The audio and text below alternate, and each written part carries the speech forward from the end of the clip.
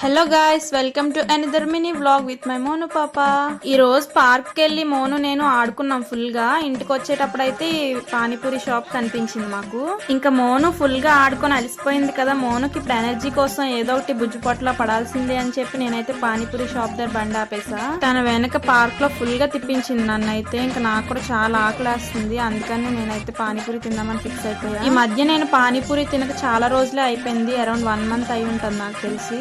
ఇంకా మా మోను విషయానికి వస్తే ఇంట్లో ఫుడ్ అంటే తిందు, రైస్ కర్రీస్ అలాంటివి. బట్ బయట ఫుడ్ నాన్ వెజ్ అంటే మాత్రం మంచిగా తింటది. ఆ పెద్ద పూరీలు తన చిన్న నోట్లో సరిపోకపోయినా కూడా అసలు భలే క్యూట్ గా తింటుంది చూడండి మీరే. నేను ఎప్పుడైనా పానీపూరి తినడానికి వెళ్ళినప్పుడు నా చుట్టూ ఎవరైనా చిన్నపిల్లలైనా లేకపోతే బాగా ఏజ్డ్ పర్సన్స్ అయినా పానీపూరి తింటుంటే నాకు భలే నవ్వు వచ్చేస్తుంది. అసలు చాలా క్యూట్ గా తింటారు కదా. ఇక్కడ మసాలా పూరిలో వాళ్ళు మసాలా వేసిస్తే సాల్ట్ వేసేస్తారు పిన్ని అని చెప్తుంది నాతో. ఫుల్ గా ఆకలి మీద ఉన్నప్పుడు ఇలా పానీపూరి తింటుంటే అసలు నెక్స్ట్ లెవెల్ సాటిస్ఫాక్షన్ నాకైతే. మీలో ఎంతమంది పానీపూరి లవర్స్ ఉన్నారో కామెంట్ చేసి లైక్ సబ్స్క్రైబ్ మర్చిపోకండి. ఉంటాను, బాయ్ బాయ్.